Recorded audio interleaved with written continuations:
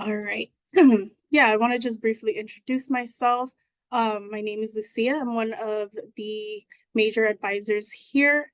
And then I'm going to let our other folks introduce themselves as well. I'll go next. Hi, my name is Lane. I use they, them pronouns. I'm a peer advisor here for Yellow Cluster. And I am a senior, so I'm a graduating psychology student this year. Hi everyone, my name is Rihanna. I'm a third year psychology major and I'm also a peer advisor for the Yellow Cluster. Hi, I'm Joelle. I'm one of the staff advisors for the Yellow Cluster. All right. Thank you. So next slide, please. All right, so this is the agenda for today. We're going to be sharing how to update degree worksheets and build a balanced academic plan on your OASIS. And then we're going to also end it with some resource and opportunities that our peer advisors are going to share. And then I just want to emphasize that make sure to stay until the end because we do have a quiz portion that tracks your attendance and will and that will be the way that you'll remove your mandatory advising holds. And at the very end, for students who want to stay, we will have breakout rooms for major specific questions and tips for CogSci and psychology.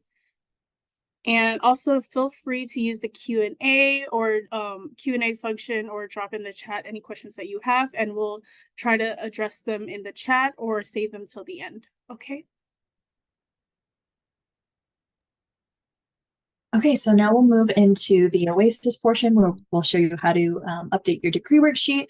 So go ahead and log into OASIS. We'll drop the link for that in the chat in a second. But once you log on to OASIS, this is your homepage. The degree worksheet tab is right here.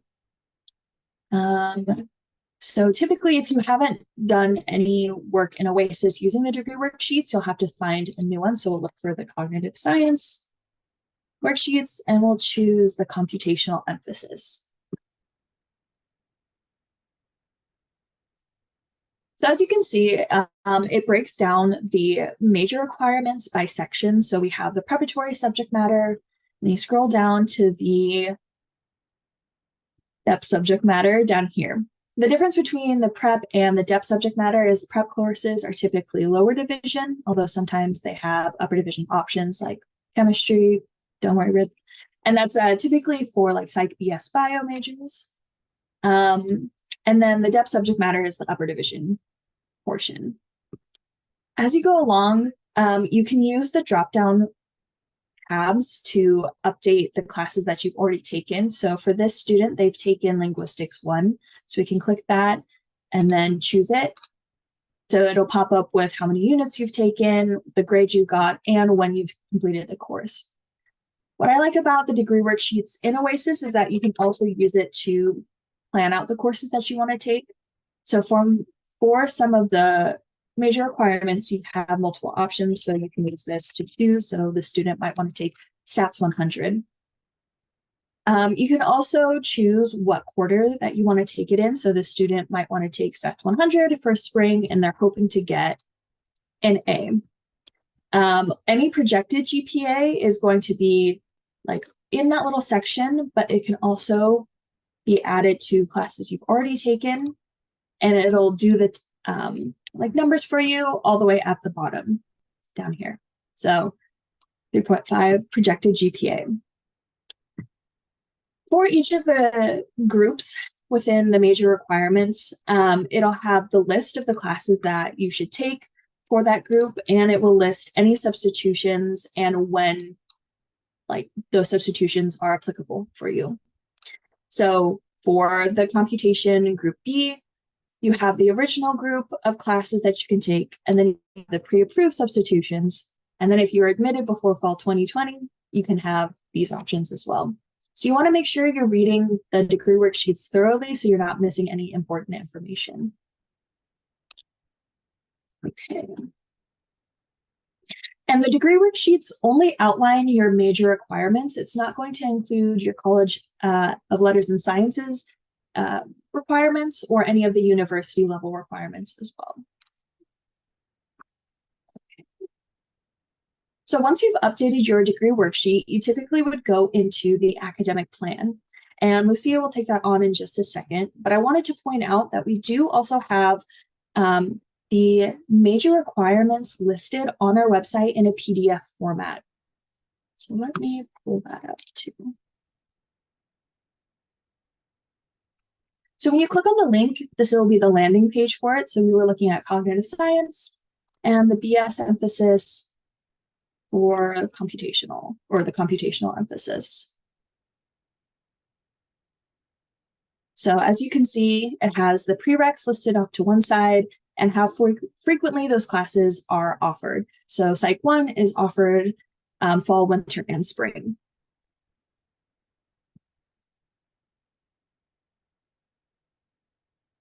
And I mentioned college and university requirements. So for any of the following requirements, you would have to talk to the College of Letters and Sciences Dean's Office advising.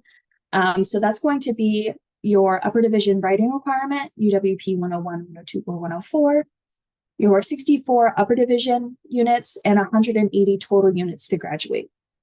If you have an IGETC, that typically covers the natural science and math requirements for BS majors.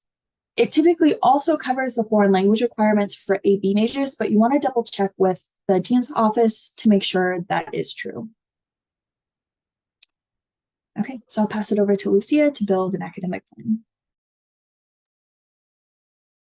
All right, so these are some of our tips and suggestions on how to build a balanced academic plan. If you're in your Oasis, if you see at the top, there's tabs, forms, and petition. That is where you can create an academic plan. But here, these are some samples for the different major or emphasis. So typically, we tend to suggest students to take 2 upper division major courses, preferably across different core or groups, and then 1 to 2 classes to fulfill a minor or a college requirement, or just in general, any class of your interests. And another tip that we tend to share is try not to schedule more than 2 hard science or math or writing courses per quarter, because that can load up your schedule and it might not give you enough time to study for your other classes. So yeah, ideally a variety of different subject major areas is the best. And so below here, I'll share some examples. So for students who are like a psychology, BS, but a biology emphasis, we have Psych 113, a core B class, and then Psych 151, which is a core C. And then the science class is the Biz 101. And then a student might be interested in a minor, and then this student is interested in public health, so SPH 101. And then the next example is for a Cog-Sci computational emphasis. Because Cog-Sci is an interdisciplinary major, you can tackle all of your major requirements and take classes from different departments. So for example, a prep subject course, Lin 1, and then you have your math classes, Math 22A and 22AL, which is the lab component. And then the last 2 are different classes from the different groups. So Psych 100 is from Group A, and then Philosophy 104 is from Group D. And then lastly, a Psychology General Emphasis. We have Psych 100, which is a Core A, and Psych 150, which is a Core C. And then the Human Development 100A can be used for Core D, or if you're interested in a Human Development minor. And then that last course, the UWP 101, is a college requirement, the upper division writing requirement. And as you can see here, all of them are about 15 to 16 units. We don't encourage students to take more than that, but you all know yourself best. So definitely think about how many classes you want to take. Okay. All right. So in terms of important unit count, we tend to think of it as like a glass, and how do we fill it up to the top? So in terms of graduation requirement, there is a university requirements of making sure you reach 180 units to graduate with a max of 225 units. So as transfer students, you are coming in with about 90 to 105 lower division transfer units. And then now that you're at UC Davis, you want to make sure that you are meeting your major requirements as well as reaching that 64 upper division units required by the university. And then that last remaining 11 to 12 units could be any units to reach that 180. So this is where some students might end up taking on a minor or double majoring just to reach those. And then we would like to share some annual schedules that might be helpful in terms of course planning. So for psychology, we have the annual course schedule that we share out. This is a list of courses we plan on offering each quarter. So it might be helpful if you have a particular class that you're interested in, you might want to make sure that you are putting that in the schedule where you know that they're going to offer it that particular quarter. And then for philosophy, it's helpful for students who are cog sci students. For the group D, this can help satisfy that group.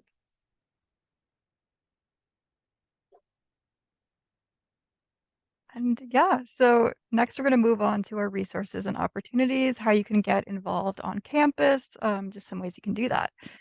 So to get involved with your major for psychology and cog sci students, we have some different resources listed available for you. UPA is the first one. That's Undergraduate Psychology Association. Anyone can join that. So you don't have to be a psychology major. If you're interested in psychology, you can join the UPA. There's great resources for networking through that. You can learn more about the field of psychology. Next is SICHI, which is Psychology National Honor Society. For this one, it's a little bit more selective. There is a GPA requirement. I believe it's 3.0. I'd have to double check. And I believe there's also a membership fee. So this one's a little bit more selective. Keep that in mind if you're interested in this. But there's also networking and professional opportunities through this.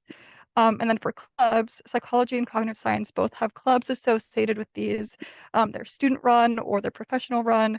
But you can access any club through Aggie Life, which is ran through the Center for Student Involvement. So if you search up on Aggie Life, you can type in psychology or cognitive science. There's some mental health related clubs. Some I can think of are NAMI. There's the National Alliance for Mental Illness, and then Cognitive Science Club, that is a student run club for getting involved with cognitive science. So those are some ways you can get involved with your major. And then next slide. There's also research and internships that you can get involved with on campus or off campus. So some ways to do that is to do research with a faculty member. This can be really specific to your interest or more broad. So for example, I'm in a personality psychology lab, but my research specialty is with LGBTQIA individuals. So you can get really specific with it or really broad, whatever you choose. So there's a list of labs that accept undergraduate research assistants that's listed on our website. And if you wanted to check out a virtual lab tour, that can just show you how a lab runs, how you can get involved with it, how you might fit into that sort of lab environment. There's also internships on and off campus that you can get involved with. There's on our website, we have info on some available ones that students have used to get credit for. So there's a broad array of internships you can do based on behavior, school, counseling, things like that.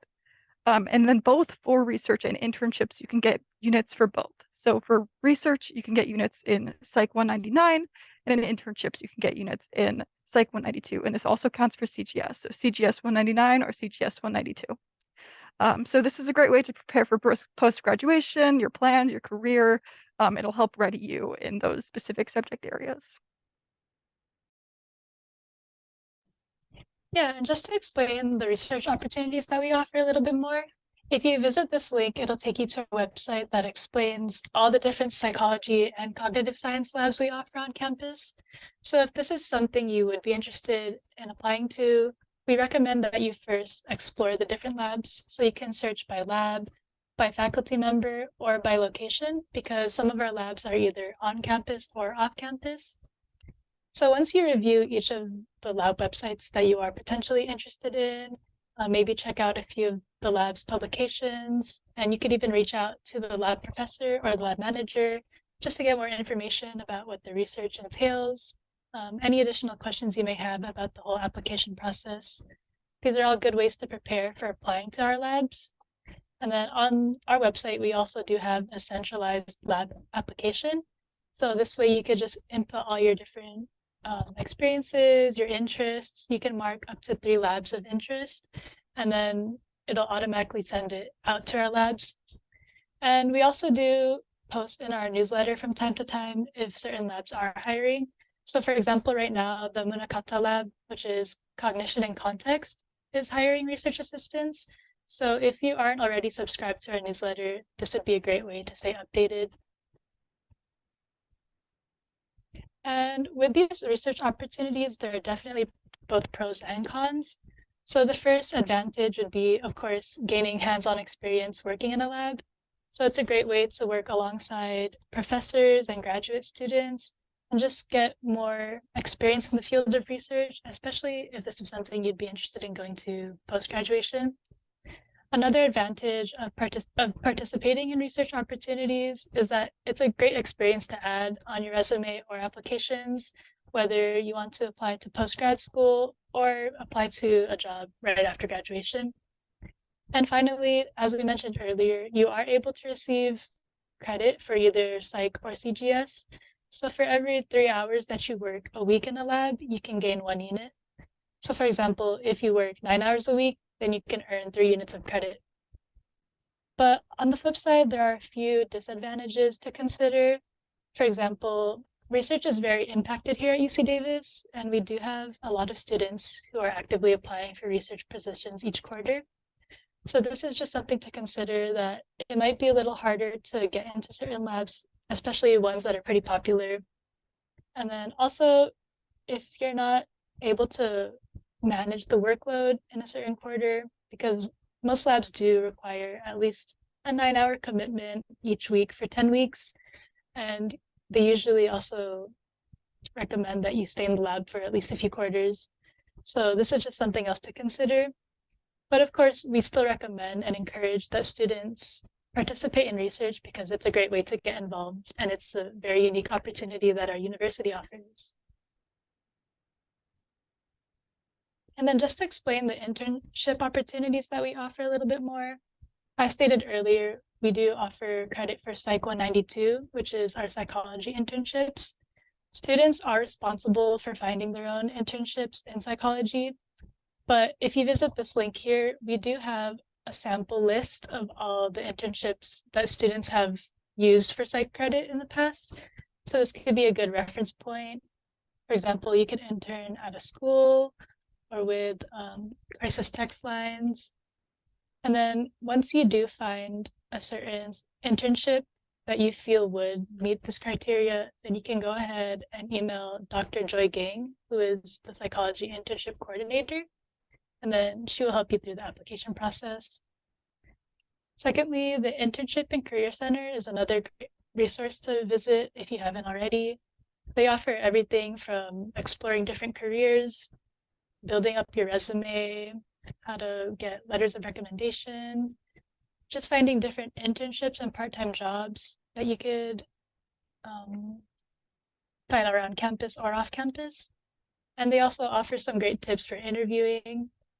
We also do have a winter career fair coming up, I believe Wednesday, February 21st. So this could be another great way to network with potential employers. And yeah, just get your name out there. And finally, we do have health-related internships. So these are catered towards students who are interested in pursuing the medical field. So for example, I'm doing a health-related internship this quarter in occupational therapy. So it's been a great experience. It is in Sacramento, but there are internships both in Davis and in Sac. And it's a great way to just get more involved and gain more experience in a certain field that you might be considering in the future. You can work in a clinic or a hospital, work with different populations, and overall, it's just a great experience to try out.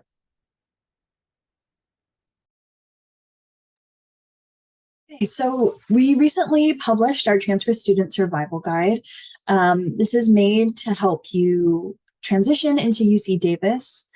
So it's a long and kind of big file, but we tried to map out places that are important. So you have notable places, Everything with a link underneath it is clickable.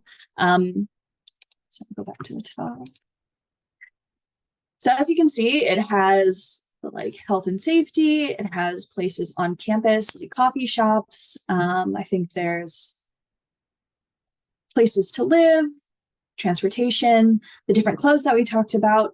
So I highly, highly recommend using this guide as you go through Davis, just to make sure you're not missing out on anything that some other students may know about.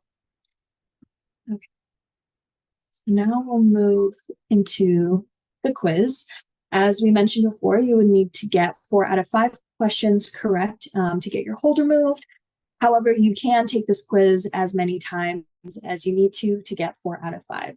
So we'll give you a couple of minutes to finish that, and then just send a thumbs up in the chat once you're finished.